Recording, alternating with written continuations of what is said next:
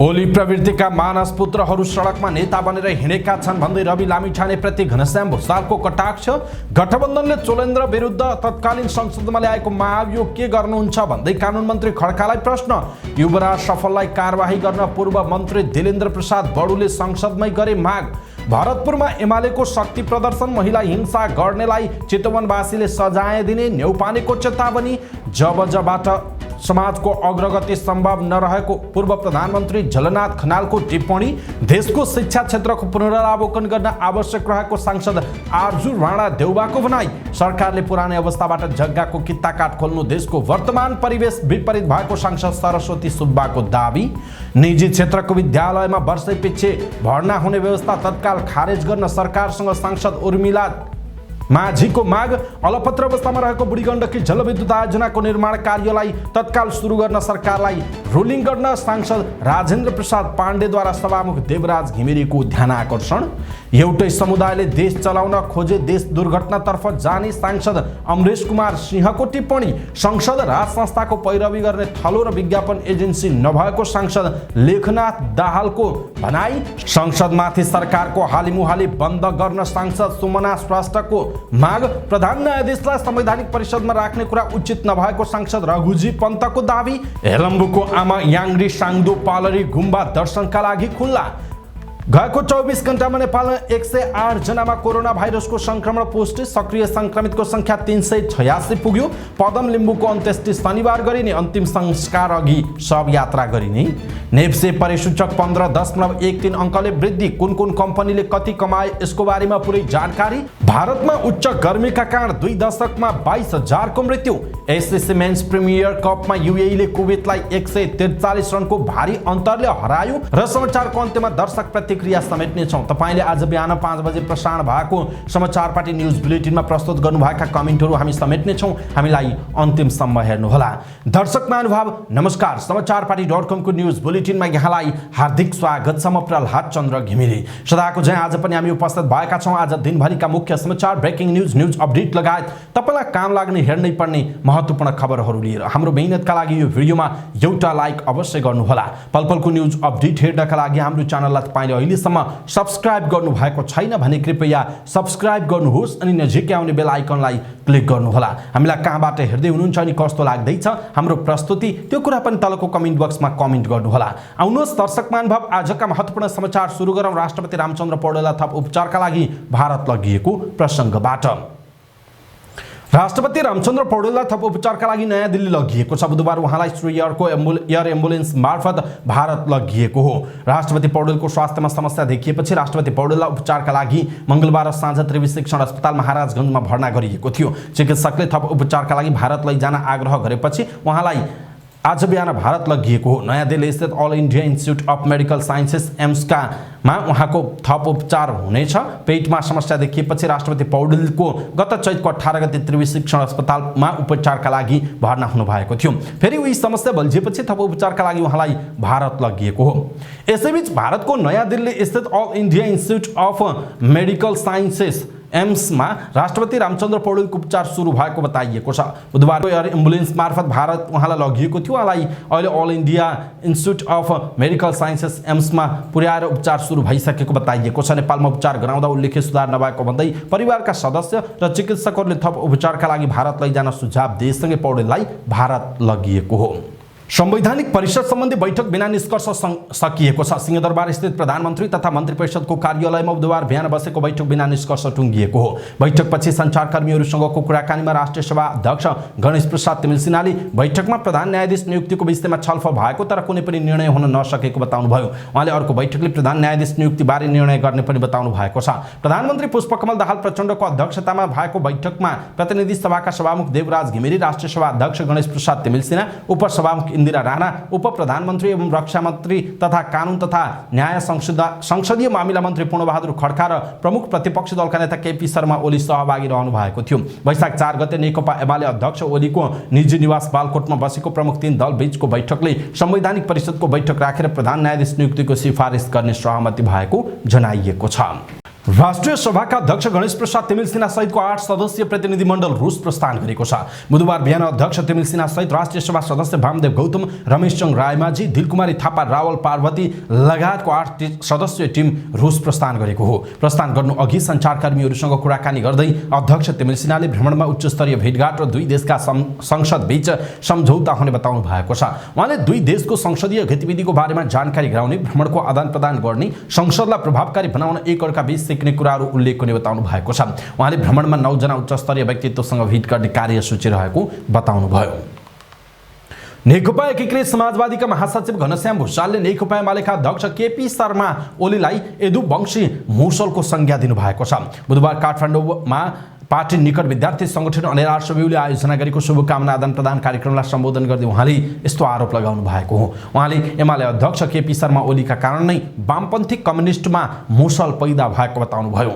उहाँले ओली प्रवृत्तिमा आफूलाई फाइदा हुने सिद्धान्त, आफू विचार र आफ्ना समर्थक मात्रै असल हुन्, अरू सबै शत्रु हुन् भन्ने कुरा हावी भएको बताउनुभयो। उहाँले राम्रो पार्टी र राजनीति बिगार्ने काम ओलीले संसद विघटन गरेबाट सुरु भएको आरोप लगाउनुभयो। उहाँले राष्ट्रिय स्वतन्त्र पार्टीप्रति लक्षित गर्दै उहाँले वैकल्पिक राजनीतिको नाममा आज ओली प्रवृत्तिका मानस पुत्रहरू सडकमा नेता बनेर हिँडेको आरोप लगाउनुभयो। उहाँले अनुशासनहीनता र मूल्यहीनताको बीचमा प्रतिस्पर्धा हुँदा नराम्राहरूले जित्ने बताउनुभयो।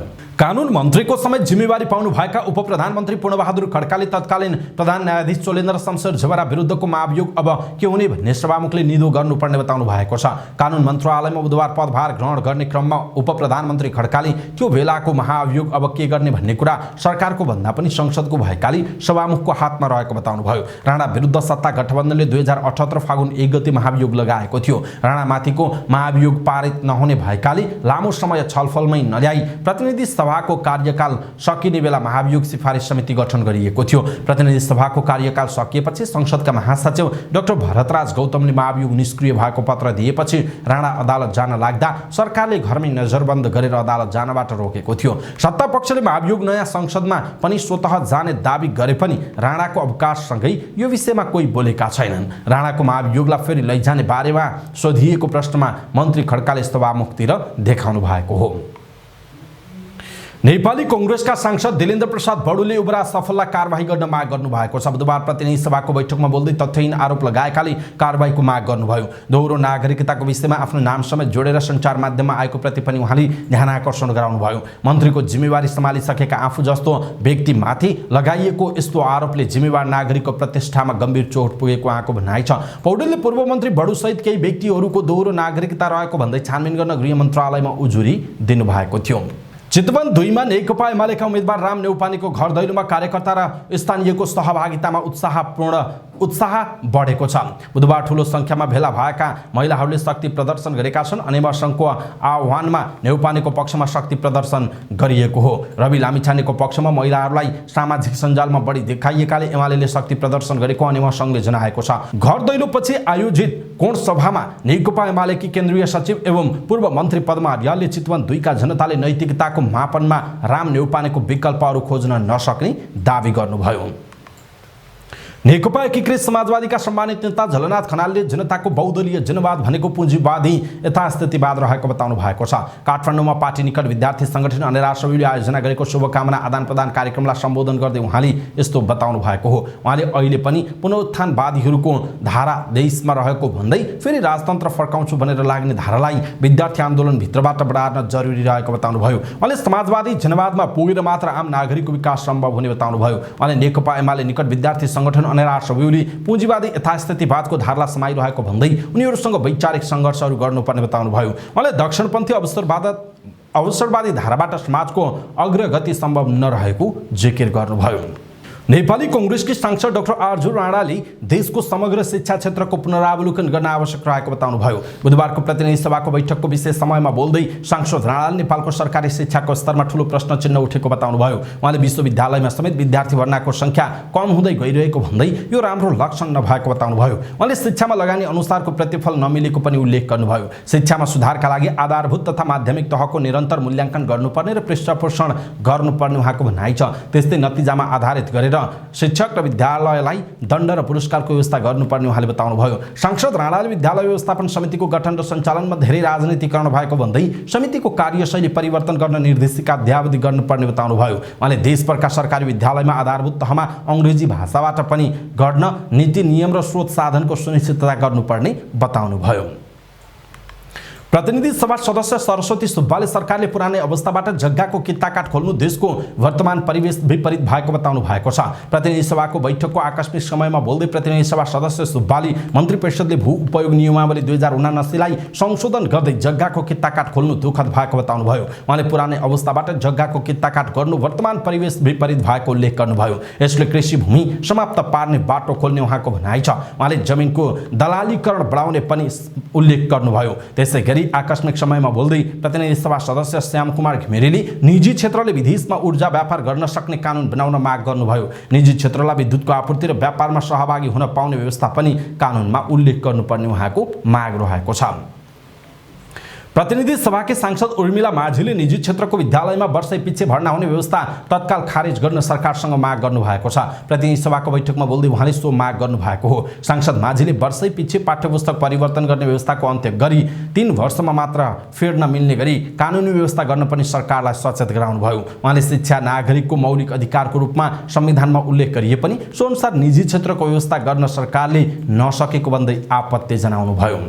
नेकपा एकीकृत समाजवादीका उपाध्यक्ष एवं सांसद राजेन्द्र प्रसाद पाण्डेले अलपत्र अवस्थामा रहेको बुढी गण्डकी जलविद्युत आयोजनाको निर्माण कार्यलाई तत्काल सुरु गर्न सरकारलाई रोलिङ गर्न सभामुख देवराज घिमिरेको ध्यान आकर्षण गराउनु भएको छ। मुलुकको सबैभन्दा ठूलो सो जलविद्युत आयोजनाको कामलाई अगाडि बढाउन नचाहेको देखिएको उल्लेख गर्दै उहाँले त्यसको कारणबारे सरकारले संसदलाई जानकारी गराउनु पर्ने बताउनुभयो। प्रतिनिधि सभा बैठकमा विशेष समय लिएर बोल्दै उपाध्यक्ष पाण्डेले समय सीमा निर्धारण गरेर सो जलविद्युत आयोजनाको कामलाई अगाडि बढाउन सरकारले ढिलाइ गर्न नहुने पनि पटक पटक दोहोर्याउनु भयो। प्रतिनिधि सभा सदस्य अमरेश कुमार सिंहले एउटा मात्र समुदायले देश चलाउन खोजेको भन्दै देश दुर्घटनातर्फ जाने खतरा रहेको बताउनुभयो। बुधबारको प्रतिनिधि सभाको बैठकमा विशेष समयमा बोल्दै सांसद सिंहले देश एउटै समुदायले चलाउन खोजे देश दुर्घटनामा जाने बताउनुभयो। उहाँले देश दुर्घटनामा जानुमा 4-5 जना पूर्व प्रधानमन्त्री र प्रधानमन्त्री जिम्मेवारी हुने बताउनु भएको छ। उहाँले देशलाई भागवण्डाका कारण विगत 30 वर्षमा अगाडि बढाउनुको सट्टा पछाडि धकेलिएको बताउनुभयो। उहाँले अहिलेसम्मका सत्ताले जानी नजानी नागरिकता विधेयक पारित नगरेको पनि बताउनु भएको छ। नेकपा माओवादी केन्द्रका सांसद लेखनाथ दाहालले संसद राज संस्थाको पैरवी गर्ने थलो नभएको बताउनुभयो। प्रतिनिधि सभा बैठकको विशेष समयमा बोल्दै सांसद दाहालले संसद राज संस्थाको पैरवी गर्ने थलो नभएको बताउनु भएको हो। उहाँले राज संस्थाले 240 वर्षसम्म जनतालाई प्रताडित गरेको भन्दै जनतालाई प्रताडित गर्ने संस्थाको जबरजस्ती पैरवी गर्ने थलो संसद नभएको बताउनुभयो। उहाँले संसदलाई राज संस्थाको पैरवी गर्ने थलोको रूपमा जनताले नमान्ने बताउनुभयो। सांसद दाहालले संसद विज्ञापन एजेन्सी पनि भएको स्पष्ट पार्नु भएको छ। उहाँले कोही हराएको विज्ञापन संसदमा गर्न नहुने बताउनुभयो। उहाँले संसदमा अमर्यादित अशिष्ट र अराजक बहसहरू हुने गरेको भन्दै संविधानको जगमा उभिएर बहस गर्न सांसदहरूको ध्यान आकर्षण गराउनुभयो। राष्ट्रिय स्वतन्त्र पार्टीकी सांसद सुमना श्रेष्ठले संसदमाथि सरकारको हालेमुहाले बन्द गर्न आग्रह गर्नुभएको छ। प्रतिनिधि सभाको बैठकमा विशेष समय लिएर बोल्दै सांसद श्रेष्ठले संसदमाथि सरकारको हालेमुहाले भएको भन्दै यसलाई बन्द गर्न आग्रह गर्नुभयो। उहाँले मंगलबार बस्ने भनिएको सभाको बैठक मन्त्री परिषद बैठकका लागि भन्दै स्थगित भएको प्रति असन्तुष्टि जनाउनुभयो। उहाँले जनप्रतिनिधिको समयको केही मूल्य नहुने हो भनेर प्रश्न समेत गर्नुभयो। उहाँले संसद र मन्त्री परिषद दुई निकाय बीच समन्वय गर्न नसक्नेले धेरै मन्त्रालयका बीचमा समन्वय गर्ने खालको काम कसरी गरिएला भनेर प्रश्न पनि गर्नुभयो। प्रमुख प्रतिपक्ष दल नेकपा एमालेका नेता एवं सांसद रघुजी पन्तले प्रधान न्यायाधीशलाई संवैधानिक परिषदमा राख्ने कुरा उचित नभएको दावी गर्नुभएको छ। तत्कालीन प्रधान न्यायाधीश चोलेन्द्र शमशेर जवराले परिषदमा रहेर क्याबिनेटको समेत भाग खोजेको तर्फ संकेत गर्दै उहाँले प्रधान न्यायाधीशलाई संवैधानिक परिषदमा राख्न उचित नहुने तर्क गर्नुभएको हो। प्रतिनिधि सभा बैठकमा अख्तियार दुरुपयोग अनुसन्धान आयोग तेस्रो संशोधन विधेयक 2077 माथिको सैद्धान्तिक छलफलमा भाग लिँदै नेता पन्तले कुनै पनि नियुक्तिका मुद्दाहरू सर्वोच्च अदालतमा जाने भएकाले सोही ठाउँका मानिसहरूलाई संवैधानिक परिषदमा राख्ने कुरा उचित हो होइन भन्ने प्रश्न उठेको समेत जिकिर गर्नुभयो। सिन्धुपाल्चोकको हेलम्बु गाउँपालिका वडा नम्बर 1 स्थित तार्के घ्याङ गाउँमा निर्माण गरिएको आमाङ याङ्ग्री साङदु पालरी गुम्बा सञ्चालन भएसँगै पर्यटकको भिड लागेको छ। हाल गुम्बा निर्माण गरिएको स्थानमा रहेको स्तूपा 2072 सालको भूकम्पले क्षतिग्रस्त भएपछि पुनर्निर्माण गरिएको हो। गुम्बा भत्काँदा नियमित पूजापाठ लगायतमा असर परिरहेको कुरालाई मध्यनजर गर्दै गुम्बा निर्माण गरिएको गुम्बा निर्माणकर्ता पेमा लामाले बताउनुभयो। उहाँले करिब 4 वर्ष अघिदेखि उक्त स्थानमा गुम्बा निर्माण कार्य सुरु गरी अहिले सम्पन्न भएकोमा खुसी व्यक्त गर्नुभयो। अमेरिकाको न्युयोर्कमा बस्दै आउनुभएकी पेमा लामाको व्यक्तिगत प्रयासमा गुम्बा निर्माण भएको हो। करिब 5 करोड लगानीमा निर्मित गुम्बा मङ्गलबारदेखि औपचारिक रूपमा उद्घाटन गरी दर्शनका लागि खुल्ला गरिएको लामाले बताउनुभयो। हिमाली महायानी परम्पराका बौद्ध मार्गीहरूका लागि हेलम्बु एक विशेष धार्मिक क्षेत्रका रूपमा परिचित छ। यहाँ गुरु रिम्पोचे लामो समय ध्यान साधना गरेर बसेको धार्मिक विश्वास रहँदै आएको छ। हेल्मो जातिको उद्गम स्थल रहेको हेलम्बु स्थित आमा याङ्रीलाई यहाँको रक्षक देवीका रूपमा पनि मानिन्छ। स्थानीयहरूले गुम्बा परिसरमा बाटो र पानीको समस्या रहेकाले सरकारले पानी र बाटोको व्यवस्था गरी पर्यटकलाई थप सहज हुने माग राखेका छन्। पछिल्लो 24 घण्टामा थप 108 जनामा कोरोना संक्रमण पुष्टि भएको छ। स्वास्थ्य मन्त्रालयका अनुसार 2450 नमुना मध्ये 778 जनाको पीसीआर परीक्षण गर्दा 55 जना र 1672 जनाको एन्टिजेन परीक्षण गर्दा 53 जना गरी 108 जनामा कोरोना संक्रमण देखिएको हो। त्यस्तै कोरोनाका सक्रिय संक्रमितको संख्या 386 जना पुगेको छ भने संस्थागत आइसोलेसनमा 21 जना, आइसियुमा 7 जना र भेन्टिलेटरमा 3 जना उपचाररत छन्। संक्रमण बढेसँगै स्वास्थ्य मन्त्रालयले कोरोना भाइरस विरुद्धको खोप लगाउन सबैमा आग्रह पनि गरेको छ। प्रदेशको नाम कोशी राखेको विरोधमा भएको प्रदर्शनका क्रममा मृत्यु भएका पदम लिम्बू लाजे हाङको अन्त्येष्टि शनिबार गरिने भएको छ। कोशी प्रदेश नामाङ्कनको विरोधमा गत चैत 5 गते विराटनगरमा भएको प्रदर्शनमा घाइते भएका उनको चैतको 10 गते उपचारका क्रममा मृत्यु भएको थियो। मृत्युको 29 दिनपछि उनको अन्त्येष्टि गर्न लागि हो। वैशाख 9 गते सब यात्रापछि अन्त्येष्टि गरिने संघीय लोकतान्त्रिक राष्ट्रिय मञ्चकी केन्द्रीय उपाध्यक्ष विष्णु तुम्बा हम्फेले बताउनु भएको छ। अन्त्येष्टि अघि सबलाई अन्तिम श्रद्धाञ्जलीका लागि सुनसरीको धरान, इटहर र विराटनगरमा राखिनेछ। मुख्यमन्त्री कार्यालय विराटनगर अगाडि केही समय श्रद्धाञ्जलीका लागि सब राखेर बेलबारीमा लगेर अन्त्येष्टि गर्ने तयारी रहेको उहाँले बताउनुभयो। धरान बस्दै आउनुभएका लिम्बूको घर मोरङको बेलबारी 2 लाल भित्तिमा पर्दछ।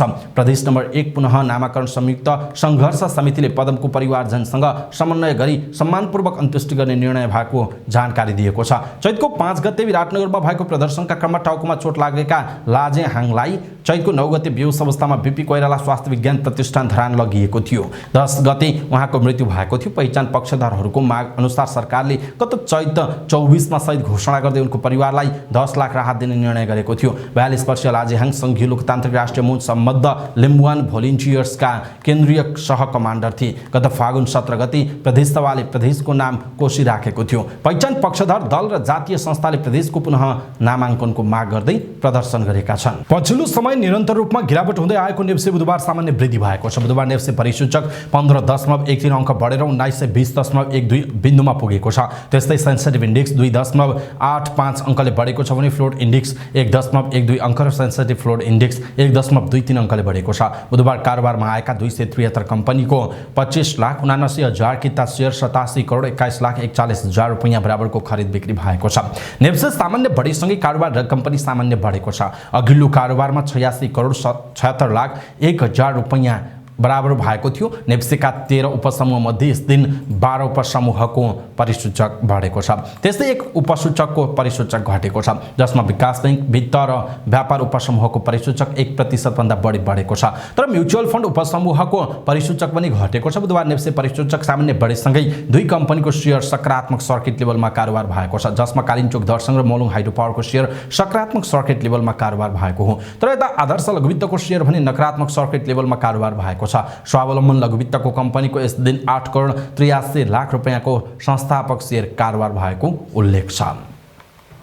सन् 2020 मा the ministry for the future नामक उपन्यासमा लेखक किम स्टेनली रोबिन्सनले भारतको उच्च गर्मीको चर्चा गरेका थिए। हजारौं ज्यान लिने तापमानबारे उनले लेखेका छन्। भारतमा आकाश परमाणु बम जत्तिकै बल्छ, त्यसको तापले अनुहार नै जल्छ, पानीले पनि शीतलता दिँदैन, हावा पनि चिसो बहँदैन, मानिसहरूको प्राण पखेरु बट्टाभट उड्छ।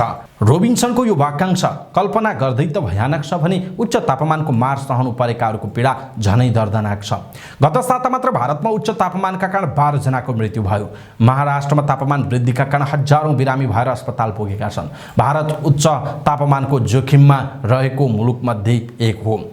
भारतमा दिन र रात दुवैमा तापमान उच्च हुने गरेको छ। सन् 2050 सम्म भारतमा 2 देखि 4 गुणासम्म तापमान बढ्ने आकलन गरिएको छ। भारतमा उच्च तापमानको लहर सबैभन्दा पहिला आउने र लामो समयसम्म रहने प्रक्षेपण पनि गरिएको छ। एसिसी मेन्स प्रिमियर कपमा युएईले कुवेतलाई 143 रनको भारी अन्तरले हराएको छ। युएईले दिएको 372 रनको विशाल लक्ष्य पछ्याएको कुवेत 36 ओभर 3 बलमा 228 रन बनाउँदा अल आउट भयो।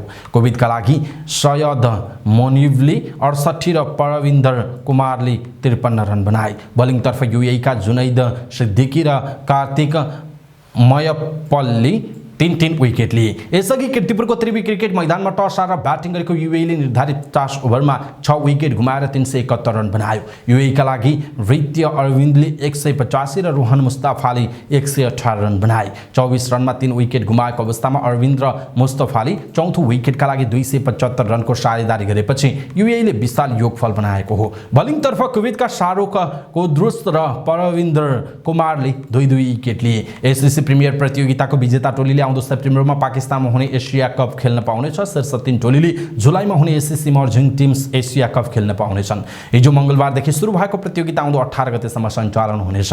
प्रिमियर कपको समूह एमा नेपाल, ओमान, कतार, मलेसिया र साउदी अरब अनि समूह बीमा युएई, हङकङ, कुवेत, सिङ्गापुर र बहराइन रहेका छन्।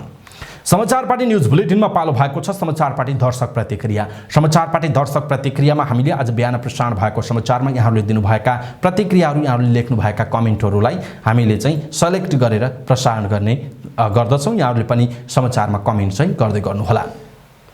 आज बिहानको समाचारमा चुनामणी ओली लेख्नुहुन्छ, प्रकाश राउत समाजको एउटा यस्तो पात्र हुन् जो साङ्गीतिक क्षेत्रमा भइरहेको यथार्थ कथाको विश्लेषण गर्न सक्ने क्षमतावान कलाकार। यो गीतले दिन खोजेको सन्देश वहाँ कसरी वर्णन गर्ने शब्द नै छैन। वहाँ किप इट अप दाजु, तपाईको यात्रा यसरी नै अगाडि बढ्दै जाओस् भनेर लेख्नु भएको छ। त्यस्तै युवराज कोइराला लेख्नुहुन्छ, सरकारले कित्ताकाट खोलेर के गर्नु, जग्गाको दाम अति धेरै भएकाले गरिबहरू सुकुम्बासी छन्, धनीहरूले धेरै जग्गा किनेर तेब्बर दाममा बेच्छन्, सरकार चुप छ भनेर लेख्नु भएको छ। त्यस्तै स्पेन शर्माले लेख्नु भएको छ, एनओसी दिनुपर्छ, नेपालमा +2 पढ्न 2-4 लाख खर्च हुन्छ अनि कलेजबाट पास आउट हुँदा बेरोजगार हुन्छ, प्राइभेट कलेज महँगो छ, सरकारी कलेजमा राजनीति हुन्छ, त्यसैले नेपाल सरकारले +2 पास गर्दा एनओसी नदिए नि अर्को 4 वर्ष फेरि बाहिर जाने नै हो, उहाँले लेख्नु भएको छ। त्यस्तै दिलीप श्रेष्ठले लेख्नु भएको छ, श्रोताहरूले स्रष्टाको भावना बुझ्न नसक्नु दुःखद कुरा हो, सन्दर्भ सकम्बरी भनेर लेख्नु भएको छ।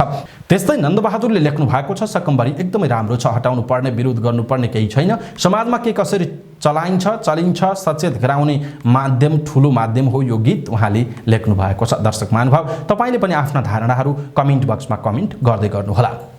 अवस्था समाचारपाटी.com को न्यूज बुलेटिन अहिलेका लागि यति नै। हामीले प्रस्तुत गरेका यी समाचारहरूप्रति तपाईको धारणा के छ, आफ्नो धारणा तलको कमेन्ट बक्समा कमेन्ट गर्नुहोला। हाम्रो मेहनतका लागि यो भिडियोमा एउटा सानो लाइक अवश्य गर्नुहोला। हाम्रो च्यानललाई अहिलेसम्म सब्स्क्राइब गर्नुभएको छैन भने सब्स्क्राइब गर्नुहोस् अनि नजिकै आउने बेल आइकनलाई क्लिक गर्नुहोला। समाचारपाटी न्यूज बुलेटिन नेपाली समय अनुसार भोलि बिहान 5 बजे लिएर फेरि हामी उपस्थित हुनेछौँ। पलपलको न्यूज अपडेटका लागि समाचारपाटी हेर्दै गर्नुहोस्। नमस्कार।